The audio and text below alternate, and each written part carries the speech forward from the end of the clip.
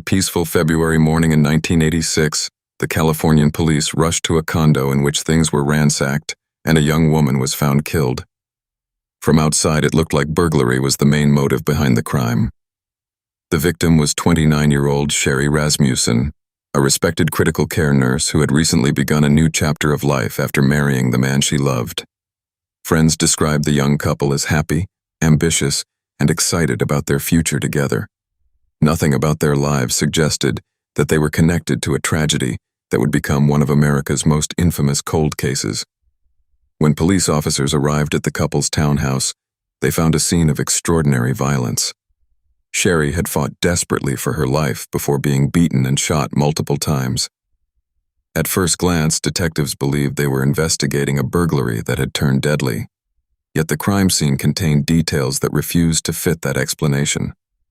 Important clues were overlooked, assumptions replaced careful investigation.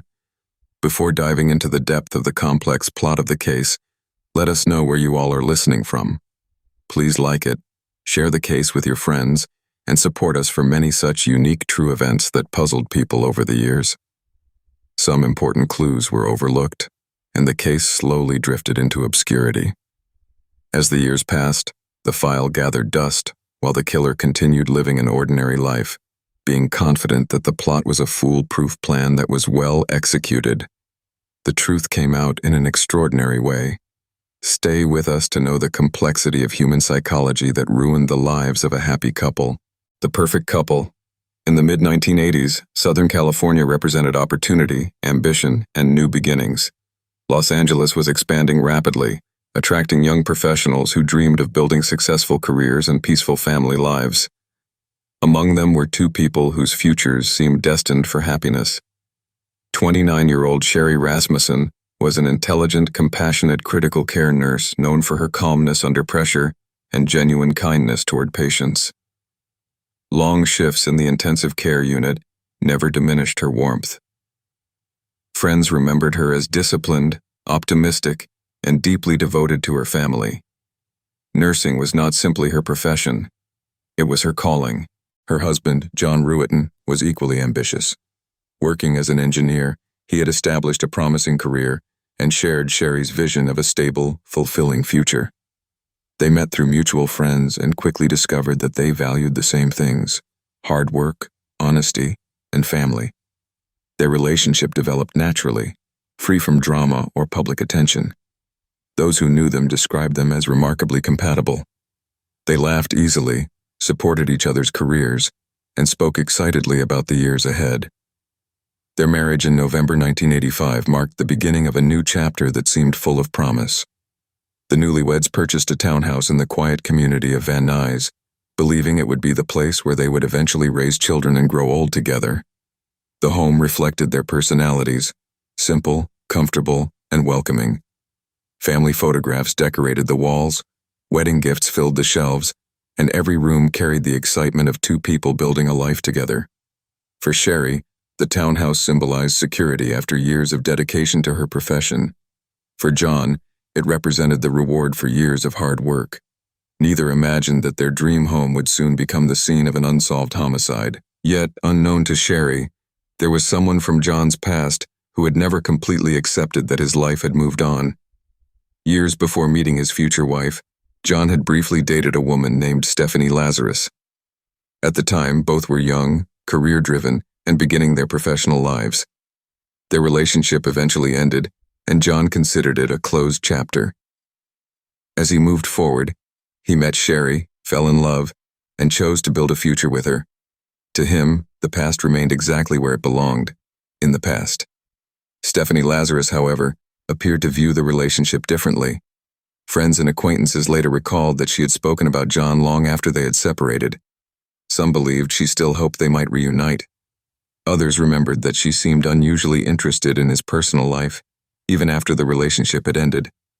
These recollections would only gain significance years later, after investigators began reconstructing events that had once seemed unrelated.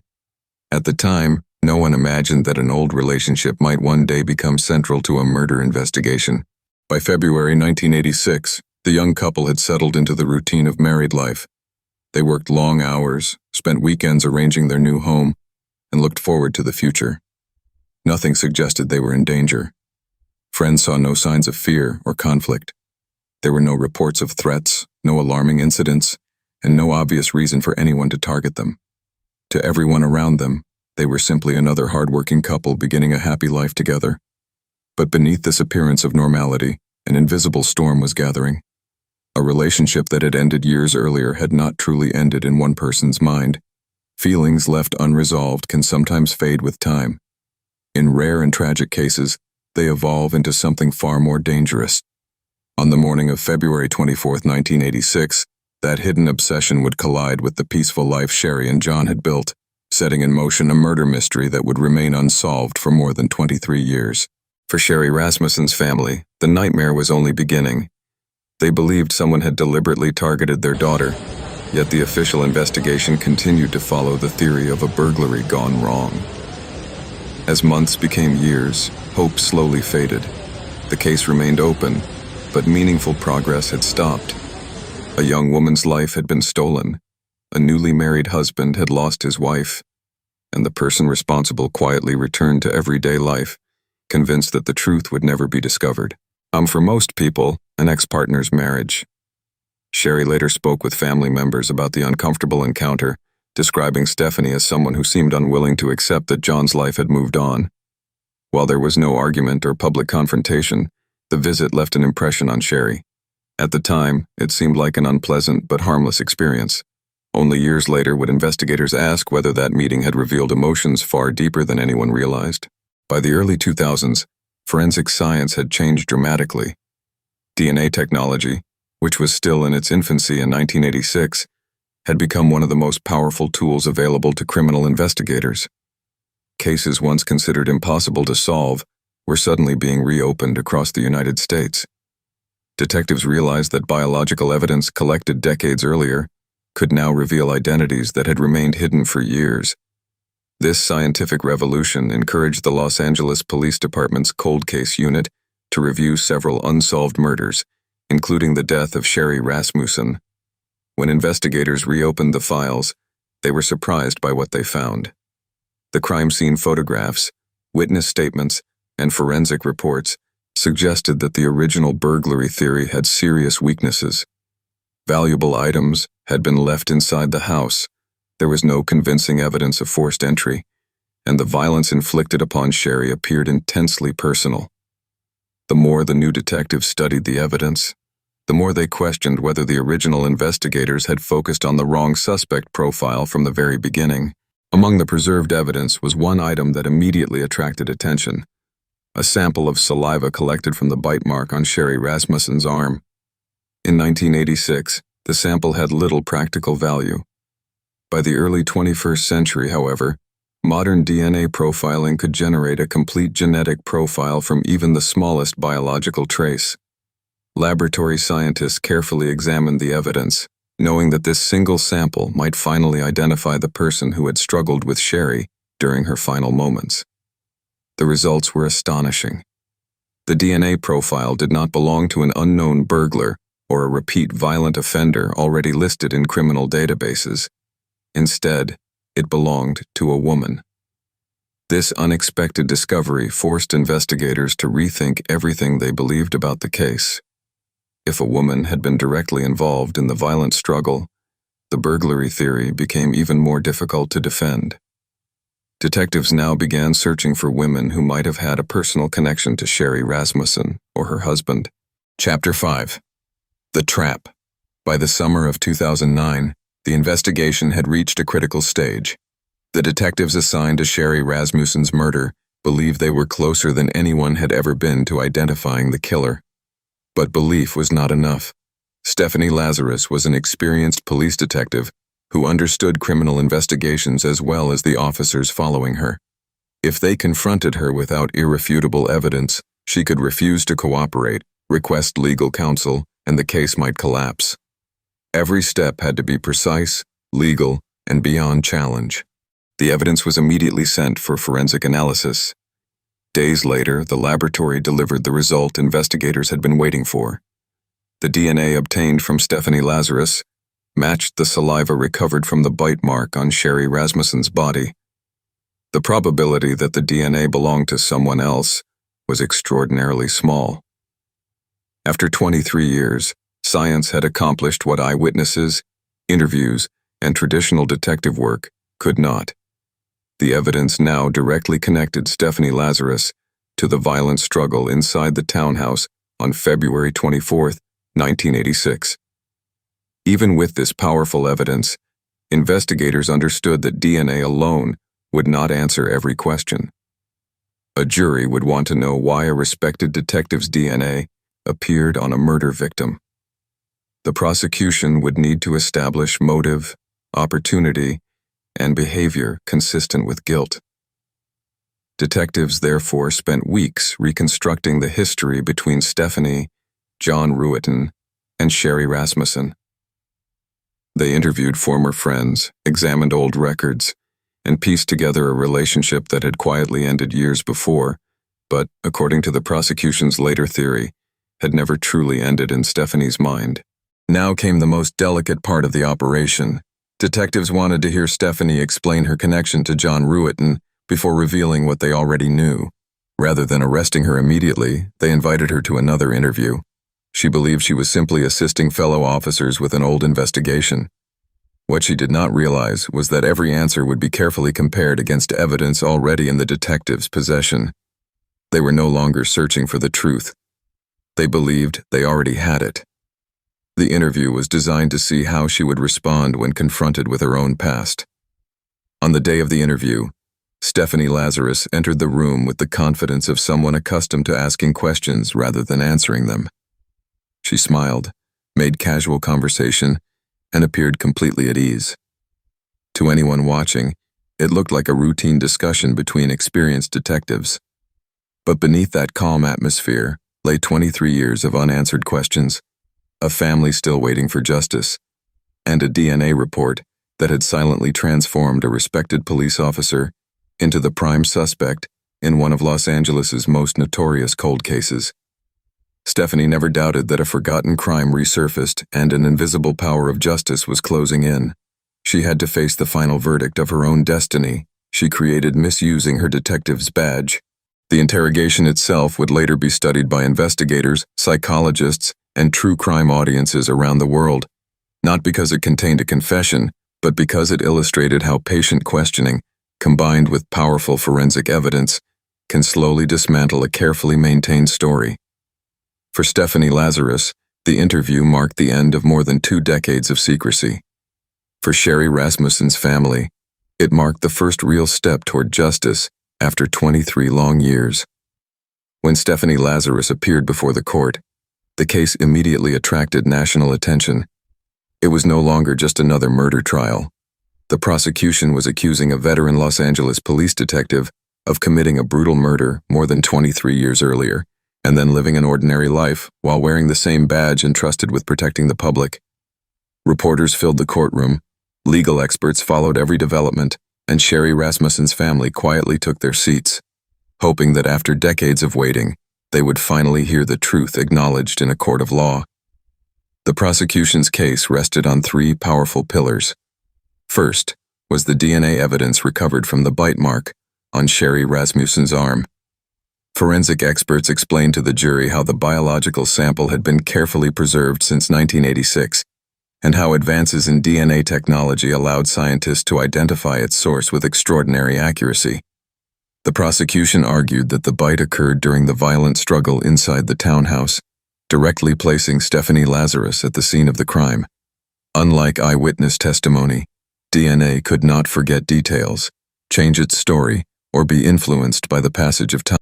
The second pillar was motive. Prosecutors described Stephanie's previous relationship with John Ruetten and argued that she had never truly accepted the end of that relationship. They presented testimony suggesting she remained emotionally attached to him long after he had married Sherry Rasmussen. Witnesses recalled conversations indicating that Stephanie continued to show unusual interest in John's life. They also described the awkward visit to the newlyweds' home shortly before the murder. The prosecution suggested that what appeared to be an ordinary visit was actually evidence of growing resentment, and that jealousy had eventually turned into violence. The third pillar focused on the original investigation. Prosecutors argued that the murder scene had been mistakenly treated as a burglary, allowing the real motive to remain hidden for years. They pointed out that expensive valuables had been left untouched. There were no convincing signs of forced entry, and the level of violence inflicted upon Sherry suggested a deeply personal attack rather than a robbery. According to the prosecution, the burglary had been staged to mislead investigators and divert attention away from someone who knew the victim. The case that time could not bury. On the surface, the murder of Sherry Rasmussen appears to be the story of a jealous former lover who committed a terrible crime and escaped justice for more than 2 decades. But when we look deeper, it becomes something far more significant. It is a story about the limits of human judgment, the danger of early assumptions in criminal investigations, and the extraordinary power of science to uncover the truth long after memories have faded. The case reminds us that while people may hide secrets, evidence often does not. Perhaps the greatest tragedy is that Sherry Rasmussen never had the opportunity to live the life she had planned. She was only 29 years old, a respected critical care nurse who had dedicated herself to helping others. She had been married for just a few months and was looking forward to building a family with John Ruetten. Her future ended inside the home where she had expected to feel safest. For her parents, especially her father Nels Rasmussen, every birthday, every holiday, and every family gathering carried the painful reminder of the daughter they had lost. Yet he refused to allow her case to disappear into forgotten police archives. His determination became one of the driving forces behind the reopening of the investigation. The case also forced the Los Angeles Police Department to confront uncomfortable questions. Why had investigators become so convinced that the murder was a burglary? Why were obvious warning signs overlooked? Could personal bias or investigative assumptions have delayed justice for 23 years? Although there may never be complete agreement on those questions, the Rasmussen investigation has since been studied in police academies and homicide units as a reminder that detectives must remain open to every reasonable possibility, even when the evidence appears to point in another direction. Then there is the role of DNA, the silent witness that never changed its story. In 1986, the saliva left on a bite mark could not identify a suspect. It was carefully collected, labeled, and stored, even though investigators had no immediate way to use it. More than 2 decades later, advances in forensic science transformed that forgotten sample into the key that unlocked the entire case. It is one of the clearest examples of why preserving evidence is so important. A clue that seems insignificant today may become the decisive proof tomorrow.